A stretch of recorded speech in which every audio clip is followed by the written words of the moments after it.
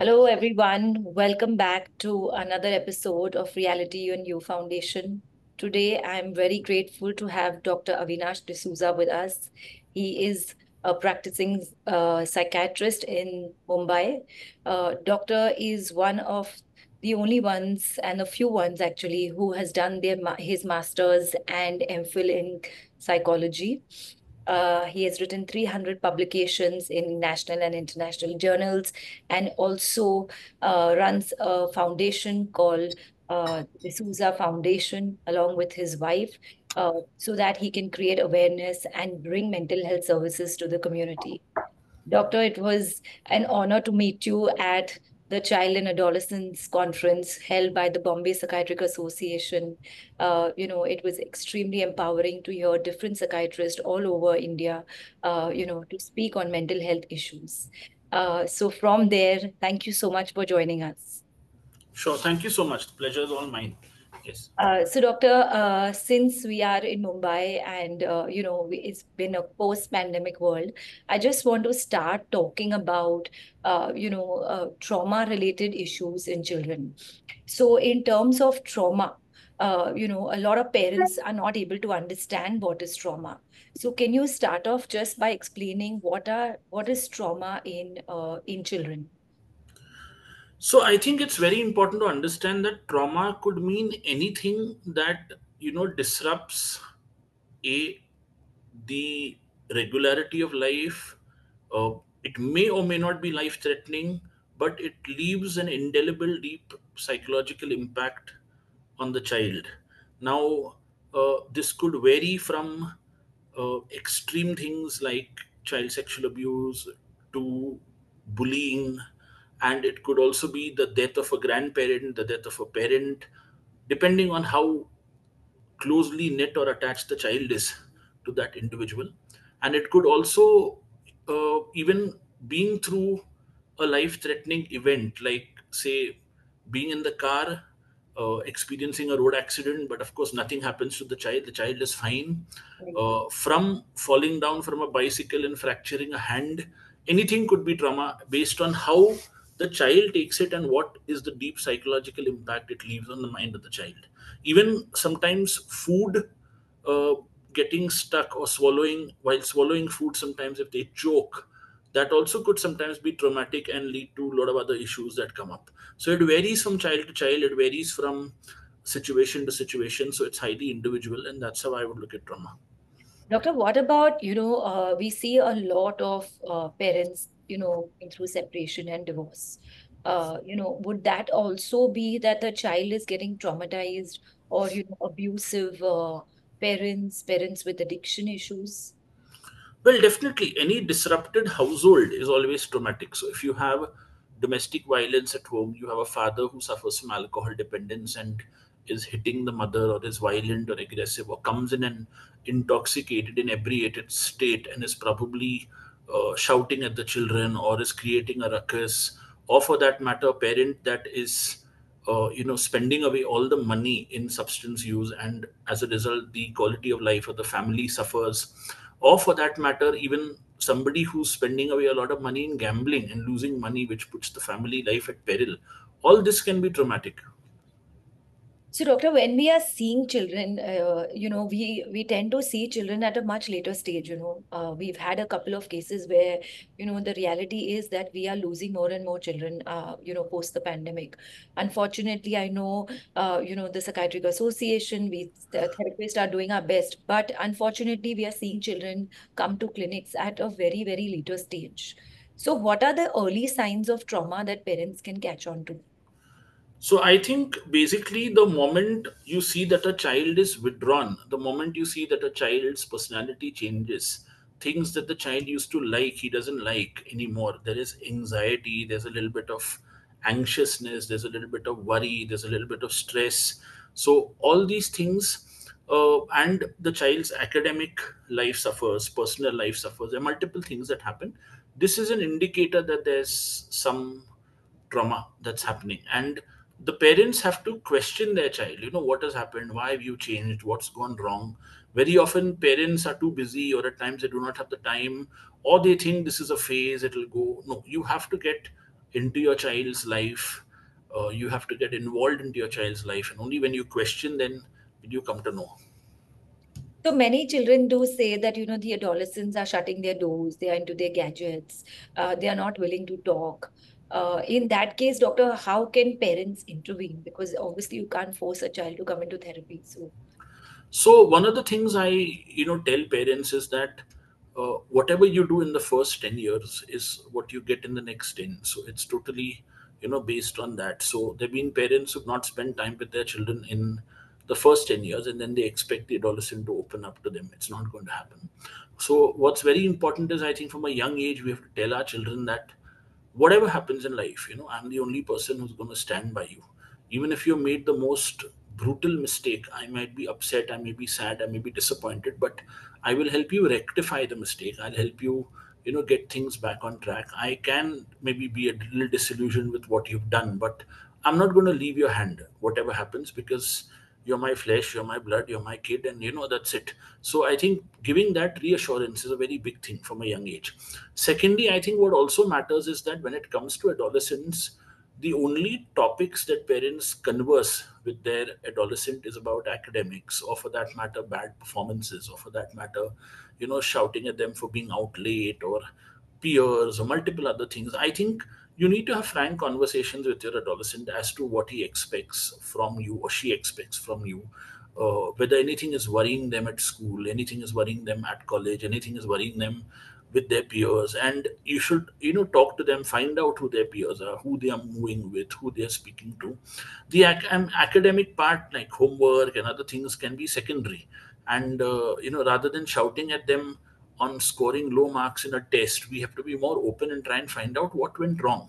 Okay, if you were lazy, you didn't study, it's absolutely fine. But if you studied and you feel the subject is tough, what can we do to help you?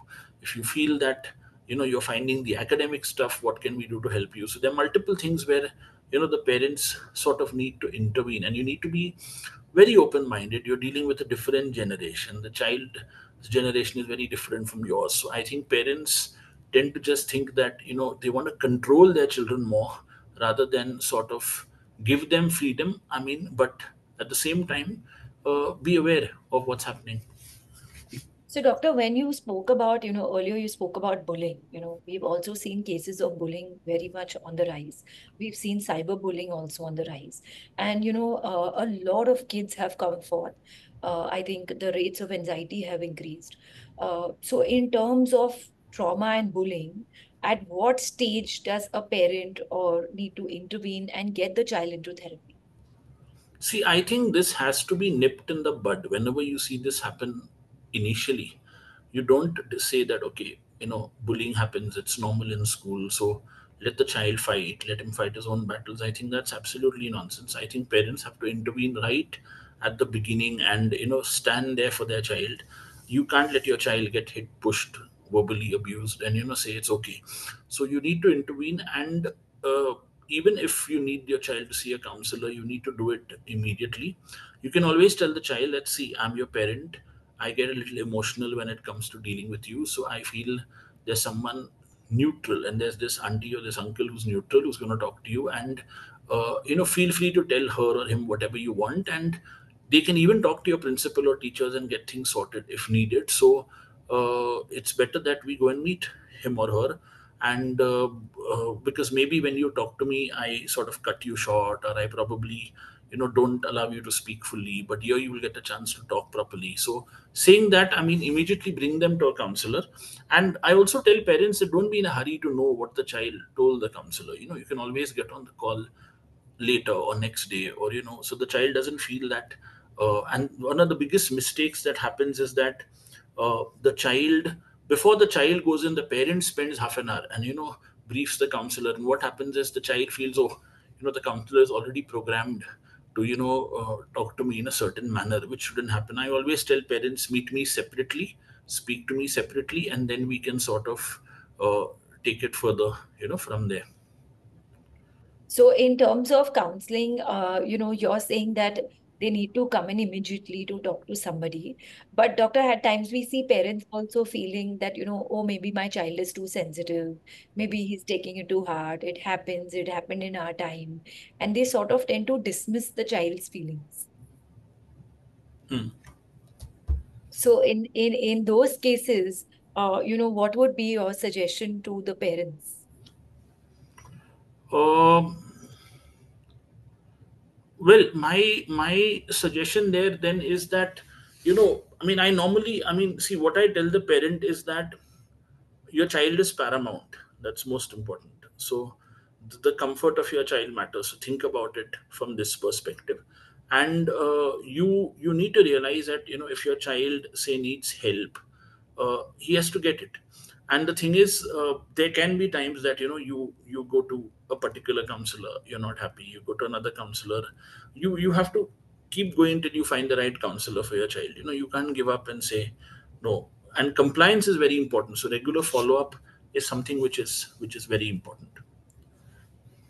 Okay. And in terms of, doctor, you were mentioning, about trauma and different forms of it in terms of accident and death and bullying. So do you think over time, have children become more sensitive? Have the trauma situations changed? Specifically in a culture like India, where we were not open to talk about all these things. How would you describe it today?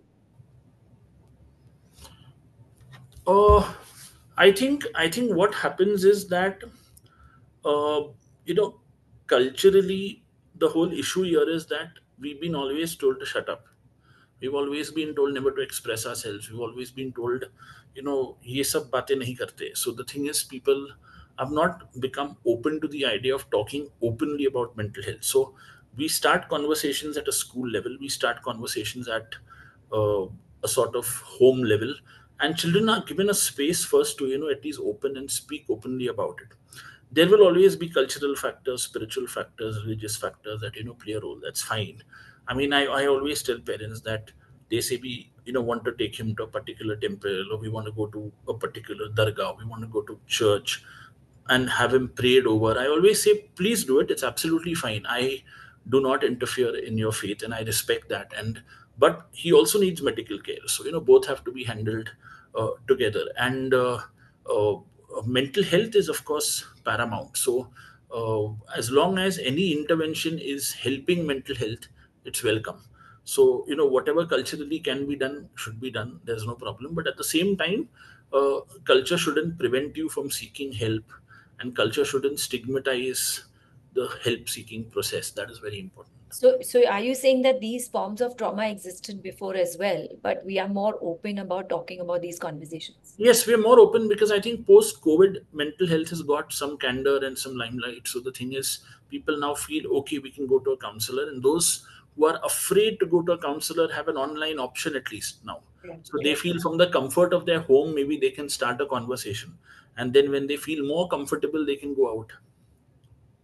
So, doctor, in terms of social media, gaming, we have the exposure of Netflix and Amazon.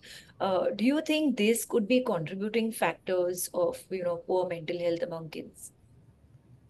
Could be, definitely. But the thing is that, I mean, it depends on what is the kind of social media usage. It depends on what is the kind of games they play. So if they're playing games which are very bloody and violent and aggressive, or games which are socially manipulative, then I think it's wrong. But if they are playing, or and their demeanor on social media also matters. So there are multiple things which are there. So, in terms of aggression, like aggression, anxiety, depression, other than academic issues, we've seen a lot of bullying. A lot of parents are hesitant to come forward. Uh, so can you elaborate on the process? Because I know you are doing counseling as well. As what do we do? Because, I think children need an open forum. So one of the things I tell parents is that, can the child maybe speak to me for 5 minutes on a call, or maybe, on a video call if he doesn't want to come. So what I normally do is I tell the child that, see, first of all, I'm not forcing you to come in for counseling. I only want you to come and meet me once, and meet me for maybe 15, 20 minutes, 30 minutes. And if you like talking to me and like meeting me and you feel like continuing the conversation, we'll take it further. If you feel that no, I don't want to take this further and I'm not yet ready to talk about anything, we won't push you. But we're here to help you, we're here to make life easy for you, we're here to sort of guide you, because though you're doing your best, I think you're stuck somewhere. So and meeting me doesn't make you weak. So if you have a legal problem, you go to a lawyer. If you have, an accounting issue, you hire a CA. So your parents have hired me to sort of talk to you just as an expert. I'm not here to say you're mentally ill. No, no one says you're ill. No one is going to diagnose you. No one is going to label you. We're just going to talk about your problems. So do come and meet me once. And I often tell them that I'm a parent of a 16-year-old, so I also know how your life is. So my son has been through school, so I understand how life is. So give me a chance and we'll see how we can work things out. So then what happens is they come in for the first session and I tell them it's not a session, we're just talking. So then invariably what happens is that once they start talking, it goes on for an hour. And then I tell them, would you like to come again? They say, yes, I think I'll come again. I think the things I want to discuss. So that's how it, sort of works. And then we pull them on to come in for regular counseling. Doctor, often we are asked that, how long does counseling go on for? How many sessions? Why do they need more sessions? You know, So my answer there is that, you know, uh, as long as your child needs help, counseling goes on. As long as your child recovers fast, counseling may stop. So I don't put a number onto the number of sessions. I say it will depend on how your child responds. And I also tell them that uh, there is no fixed number to this. So I said it is something like this. I said that, let's say you had a bypass surgery and you've come out, and you ask me in how many months will I be fit. Depends on how compliant you are, depends on how regular you are with your diet, depends on multiple things. Same way, the more you come, the more regular you come, the faster we get your child on track. The more support you give him at home, the more support he gets at school, the more support he gets everywhere, he's going to recover faster. So it's a multi-pronged approach. It's not only my counseling that's going to get him out of the doldrums, it's everything. So it varies that way. Doctor, when we see adults with OCD, depression, anxiety, anger issues, relationship issues, we often go back in therapy to their childhood. Uh, Correct. so, can you elaborate more on the importance of seeking therapy early in childhood and catching the problem, at an earlier stage? Why is it important? Does it impact our mental health in adulthood? Well, the thing is, it does impact, and in fact, I think anything which is unresolved in childhood affects you in adulthood. So, whatever is unresolved always comes again back in uglier ways. So, it's very important that we need to, resolve what is there, and once we resolve what is there, we sort of work and take things sort of ahead. So, I normally tell people in therapy that I'm not going to go too much into your past unless you want to talk about it. So, because we can't change the past, we can only give you a different perspective of it. But if you feel your past is linked to your present, then we'll talk about it. So, and then sometimes what happens is after a few sessions of regular therapy, people open up about their past, Right. and then a lot of things which were ever locked in the trunk come out, and then you realize that okay, this is how we have to work. Doctor, we see a lot of children being diagnosed with ADHD as well, learning disabilities. A lot of them feel stigmatized. They have probably have autism. They are not social enough. So, do you think these issues also, which are very academically related, there is still stigma and people are ashamed of it? See, everybody needs acceptance. Okay, the first thing is if I don't feel accepted, I'm hurt. So if a child with intellectual disability, autism spectrum disorders, learning disability is not accepted, that's the first trauma. Second trauma is being ridiculed for having the condition. Right. Third trauma is not getting help. Fourth trauma is bullying and multiple other things that happen. So the first stage is acceptance. So I think that's very, very important. So because I always say this, that schools which indulge in inclusive education, they are, it's not about space. It's not, there is space, one student can be taken, two students can be taken. The key thing is your heart has to be open to inclusion. If your heart is open, you can include as many as you want. If your heart is not open, you won't include. So I think the first trauma is not being accepted. So I think that's very important in this group. And doctor, I want to just talk about, I want to step back. Like we said, the number of depression and anxiety cases have drastically risen among adolescents. We see a lot of self-harm, specifically among girls. Doctor, is that a sign of trauma? It is a sign of trauma, because a lot of self-harm is a coping mechanism that people use, which is wrong and shouldn't be used. So we have a lot of people who indulge in it, and the release of certain substances when you self-harm makes them feel good. But that's not the way to release whatever stress you have, and we have to give them alternate coping mechanisms. So you're causing trauma in one way to heal another trauma. That doesn't make sense. So that's how we work with them. So when we are talking about coping mechanisms, right? Of course, pressures have increased. People want to perform better. People want to have success at a very early age. So in terms of coping mechanisms, doctor, how can parents at the home environment help? Well, I think what happens is that the main thing is parents have to stop putting expectations on children. Let children perform. Let them just do what they're doing. There's no need to have any expectations. We accept more, expect less. I think that matters. And you can't be comparing children. You can't be, bringing down children on the basis of their marks or their performance. It doesn't really matter. I think a child that gets 93% and is happy is a much better child than one who gets 98% and is stressed. So I think, we go with that premise, and I think that is what will work first. So, doctor, just the last few thoughts for parents, right? Is there anything differently that they need to do? Like you said, acceptance.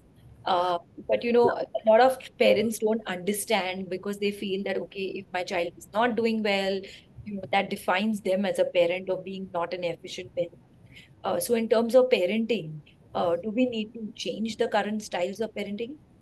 I think what's very important is that you need to be a parent that is very open to your child. Okay, for example, be truthful. So if your child asks you for something expensive, don't tell him you don't deserve it. Tell him we can afford it, but I don't think it's needed at this point of stage. Or you want to give it to him, but you don't have the financial resources. Be open about it, that this month we've spent on this. We don't have the budget to do it, so we can't do it. So that's one. So being truthful is very important.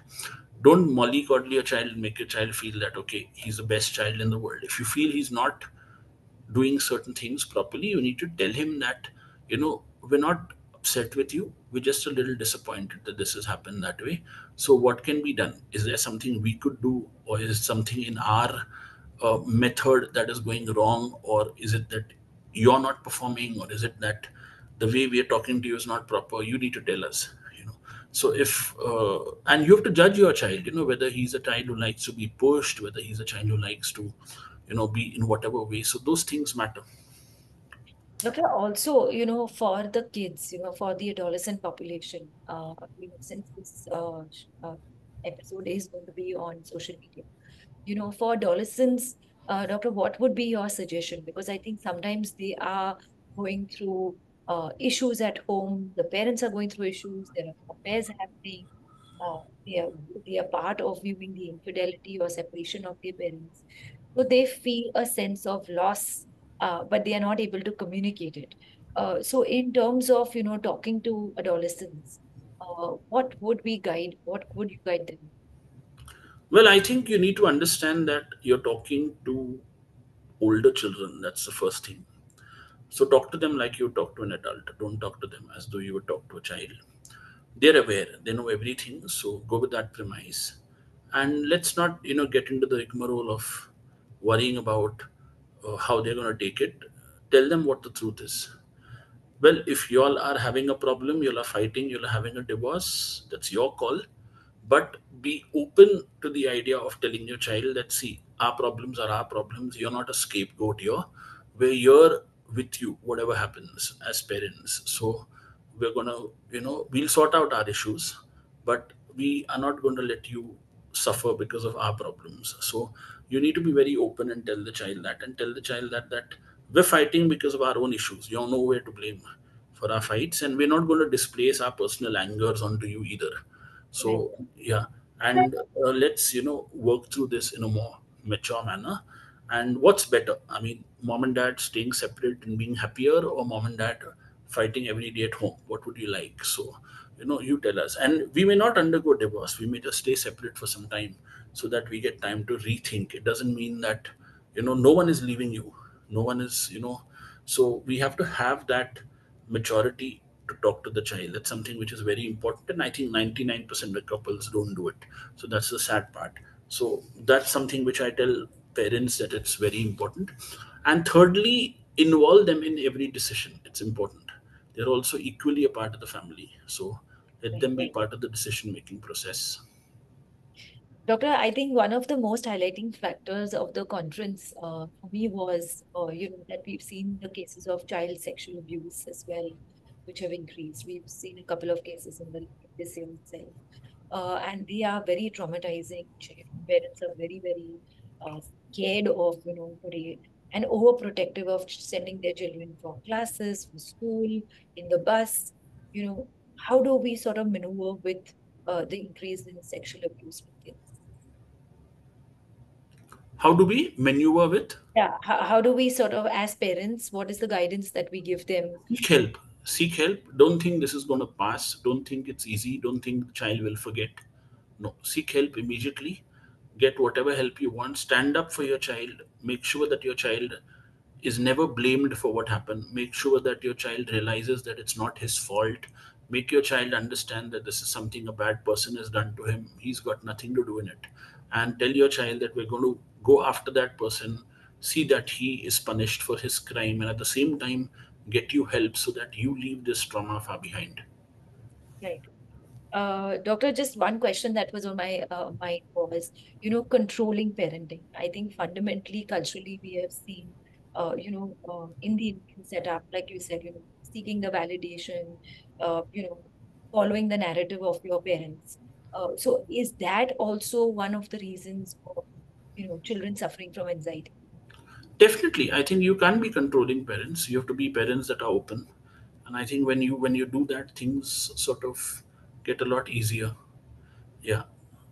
Yeah. So it is more about collaboration rather than control. See, children are never going to be an extended version of yourself. They're going to be their own self, and you cannot control your child. You cannot expect your child to embody what you are.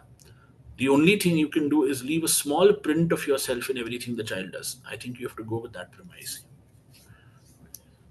Thank you so much, Doctor. Just want to ask you, is there any observations from your personal experience as to, you think that mental health issues are on the rise, especially in our country? Well, I think they're on the rise because everyone is stressed. The more fast-paced life gets, the more stress we're going to, happen. And I think what happens is we're all in, a lot of people are in what I call a state of existential frustration. They don't know where we're headed. They're just GA ja rahe, hai, but they don't know in which direction they're going. So I Right. think that is a cause of a lot of mental health issues. And I think the world is also evolving and changing at a blistering pace, which also is making people wonder. At one time everyone wanted to go to the US. Now people are thinking, is it worth it? So, and in the talks of a third world war, there's so many things which are worrying people. There's a recession, there's unemployment, there's a divorce on one hand, multiple things. So there are multiple factors that are causing mental health issues to come up. So any quick fix solution? There's no quick fix solution. You need to understand that mental health is important. Talk about it, seek help. That's the first important thing. If you had a heart attack, you would rush to an ICU. If you get a panic attack, rush to a therapist. There's no reason why you shouldn't seek help. So seek help. And going to a psychiatrist, a psychologist, mental health profession is not equal to being mad. It just means you're a normal individual who's suffering from life issues and needs help. And diagnosis, well, if you go to a doctor with fever, you ask him, what's my diagnosis? So if you're going to a doctor with anxiety, why can't he give you a diagnosis? There's nothing harm. There's no harm in it. So if he says you have panic disorder, you have generalized anxiety disorder, he's not labeling you. He's primarily telling you that this is what your problem is. And if we define your problem, it becomes easier to treat rather than just vaguely say, okay, you're mentally stressed. It's a very vague term. You know what? So that's something I think matters. And when we talk about medication and with especially with kids and adolescents, I think the parents sort of back off. And it is very difficult for even as therapists, to convince them to seek medical help because it is utmost importance for the safety of the child. So any last thoughts on ending with, why medication is important? Well, I will only say that, if your child had fever or asthma, you would give medication. Don't hesitate to do it if your child has a mental health issue. Uh, there are certain things where medications are needed and are paramount. There's no two ways about it. You got to give it. Yes, side effects. All medications have side effects. We monitor, we treat, we judiciously prescribe, and I think nothing goes wrong. It's only if, and very often I've seen patients who don't come back. They take medications which are given for 10 days and continue it for 4 months and come back and then say, this is happening and that is happening. But we were to come back in 10 days and assess, but you never came. So follow up very regularly. And that I think is important. And well, all medications work. So psychiatric medications also work. And there's no stigma in taking a pill. So no harm. So specifically with kids who are taking medications for anxiety or for self-harm, they can attend school, they can have regular routines. Definitely they can have. If prescribed properly and you take care of all the issues, they can attend school. Yeah. So I think those are the concerns. I think the myths that, sort of parents have that, what if they are not able to wake up for school? What if their drive is low? But you're saying that does not affect their memory, No, intelligence. not at all. Not at all. If given in the right dosage, in the right proper way, no problem at all. Thank you so much, Dr. Avinash. I think you have clarified a lot of our doubts, and I hope, the Indian parents sort of let go of their stigma and seek more help for children reporting mental health issues. Right. Thank you. Thank you so much.